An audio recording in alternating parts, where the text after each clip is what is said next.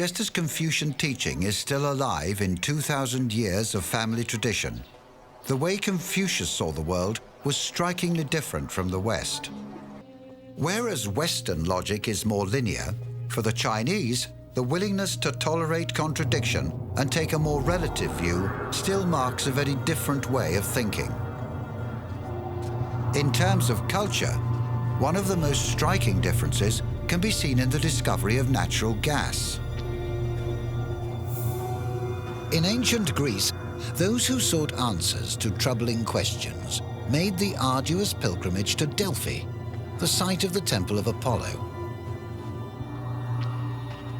Here was the promise of enlightenment from one who could see the future, the oracle.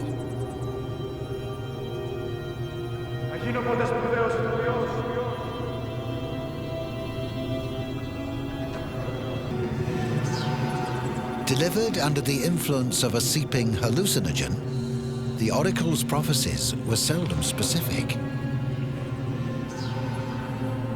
So here in Greece, natural gas produced a mystery.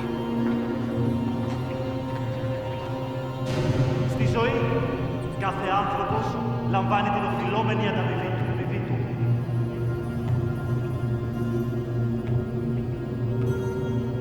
If the Greeks had had a more practical view of the world, they might have realized there was a much more productive use for these strange fumes. As for the Chinese, it's difficult to see them inhaling these fumes in the hope of seeing the future, when there was a much more practical application for them.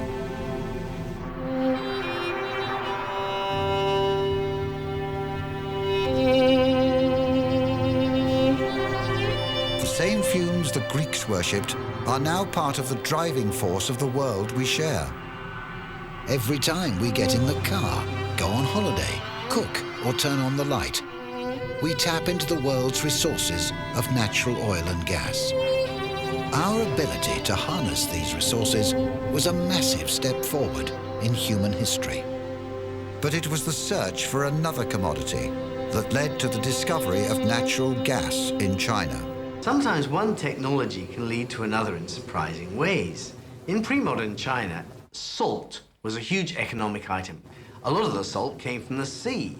But if you're in the areas of China like Sichuan, miles and miles from the sea, your only hope of getting salt is to try to drill for a salt well, which meant sometimes drilling hundreds and hundreds of feet through rock. Sometimes there was a disappointment. Instead of finding salt water spouting up, you got some gas coming up instead. What a waste of time, they thought, until they found that you could channel that gas through bamboo tubes and use it to make flames under giant iron pans in which you evaporated the brine from other wells to make salt. That was the beginning of the Chinese natural gas industry.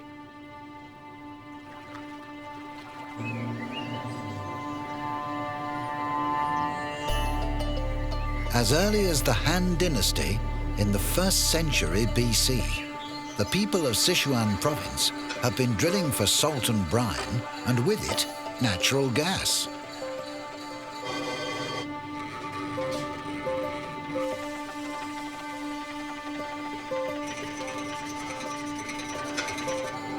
The techniques they developed for constructing their wells are still reflected in modern-day oil and gas drilling, a testament to China's ability for innovation in early times.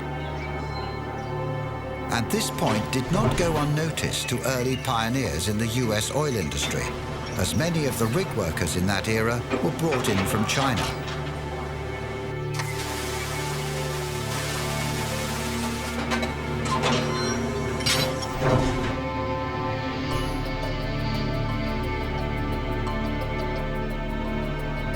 Strangely enough, the techniques used to drill those early brine/gas wells were very much the same as the techniques used in the early United States for drilling oil wells, such as, for instance, having men jumping on and off a beam to make the drill bit go down, kicking her down, as they called it.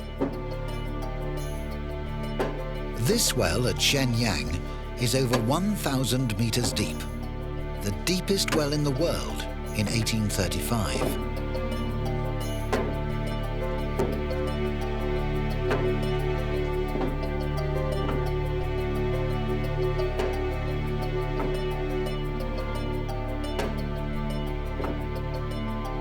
Just down the road is Dunyang Derrick, still producing 20,000 cubic meters of natural gas a day.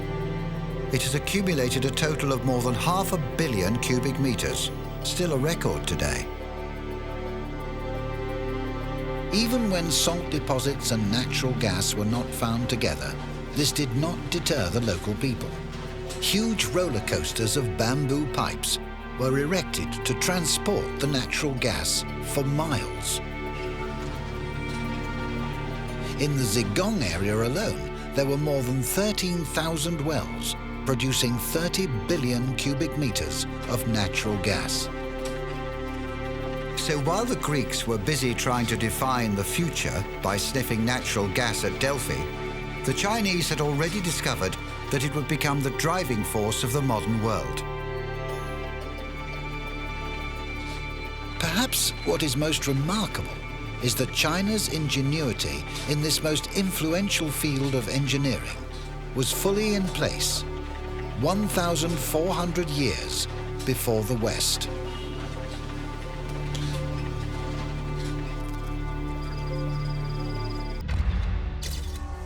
Because China had food production, it was able to feed today 1,300,000,000 people.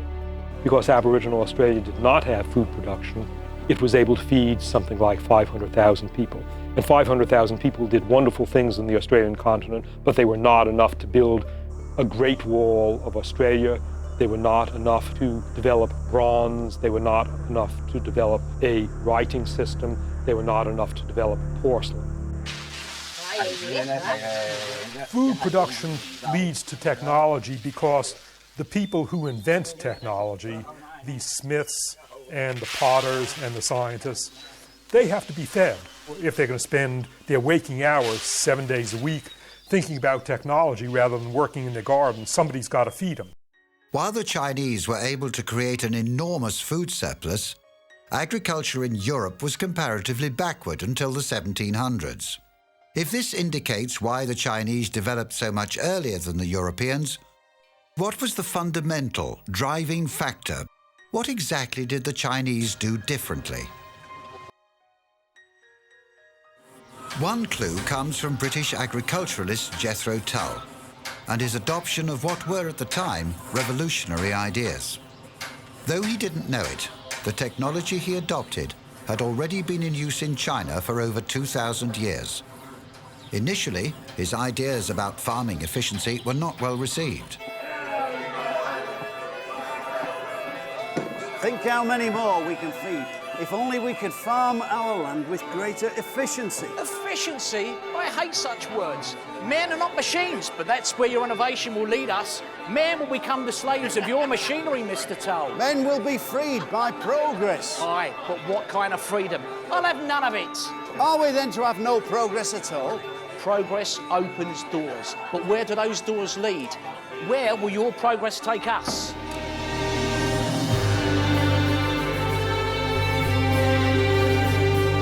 Stretching hundreds of miles across some of the most fertile land in the world, the Great Plains of Oklahoma are among the largest agricultural areas in the world. These fields produce nearly 20% of all the wheat grown in the USA.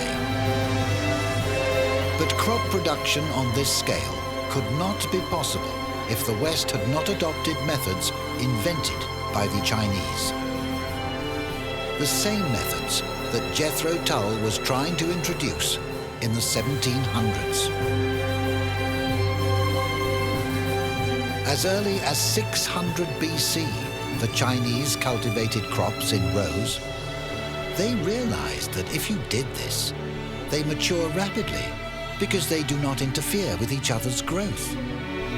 Europe did not adopt these simple techniques for another 2,000 years. But Chinese innovation went way beyond this. Today, modern farmers in Oklahoma depend on this device for large-scale agriculture. It allows farmers to plant seeds in well-spaced rows. Each tube creates a hole, drops in a seed and covers it. The modern equivalent of an ancient Chinese invention. This is the seed drill. Before its invention, European farmers simply cast seed on the ground for them to grow where they landed. The Chinese were using this same device in the 2nd century BC, 1,700 years before it occurred to the Europeans.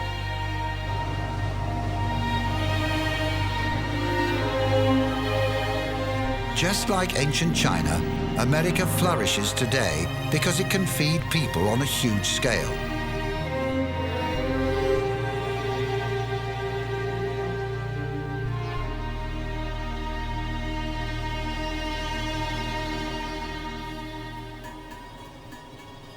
Although China's wet rice agriculture has always been rich in fertility, the Chinese had another advantage to produce a food surplus.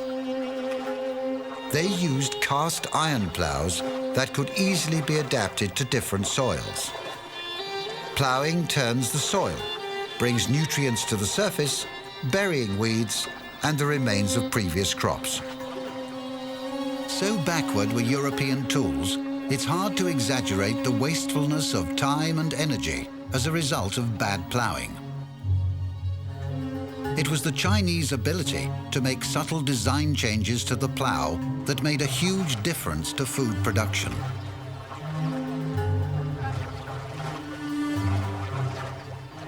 But of all their agricultural inventions, perhaps it was this that set the Chinese apart. Through most of history, man was severely handicapped by his lack of ability to draw efficiently on horsepower for transport. China was the only ancient civilization to develop the efficient horse harness. For thousands of years in the West, the throat and girth harness was used. With this, 2 horses can pull half a ton. But a single horse in a Chinese collar harness can easily pull 3 times that, because the load is on the shoulders, not on the throat. Even the Romans had to rely on Egypt for their grain, because they couldn't move it around Italy fast enough. The Chinese solved this problem in the 4th century BC. As well as having the plow and seed drill, there was another practice that underscored China's agricultural success. For thousands of years, Chinese families hoed each other's land, because they found that by sharing out the workload, they would ensure a share in the reward. Cooperation like this increased efficiency, but also helped maintain unity, and perhaps also led to the spread of new ideas. Might this be another reason why agricultural production in ancient China was thousands of years ahead of the West?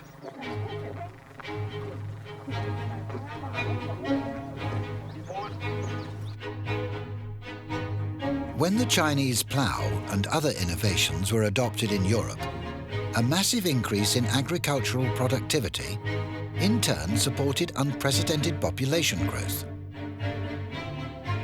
which in turn freed up a significant percentage of the workforce and thereby helped drive the Industrial Revolution. However, for the Chinese, technical innovation was not just limited to agriculture. Pre-modern China was a part of the world in which I think a Westerner would have been struck by the number of rather clever machines that they found, working, doing useful things for human beings. But when the Westerner came to look more closely, he or she would see things like, for instance, hello, they have this thing called a crank, which enables you to convert motion backwards and forwards into motion round and round. They have a way of linking one turning wheel to another by a chain running round them. Now, why didn't we ever think of that? All all this was part of the package of efficient pre-modern technology that helped to make China a productive place and basically a good place to live in, with lots of interesting things to eat, relatively nice clothes to wear, and good things to have on your table.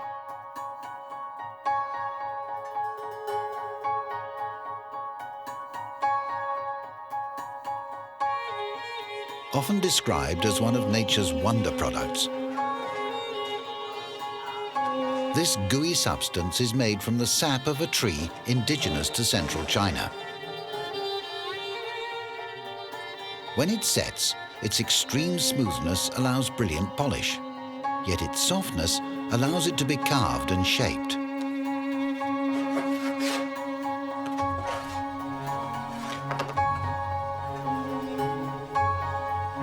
One of the most durable substances on Earth, it is impermeable to water. Lacquer.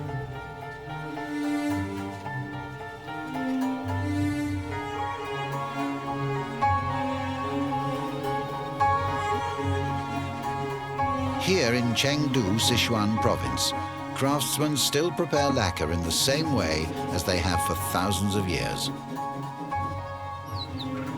The ancient town of Pingyao in Shaanxi province is famous for lacquerware featuring luster polished by hand. It is regarded as the most refined in China. Cribs and coffins were made of lacquer, so ancient Chinese saw lacquer as a model for immortality, since it literally followed a Chinese from the cradle to the grave. Most people assume that plastic is an invention of the modern era, but lacquer, the first artificial plastic, was used as early as the 13th century BC.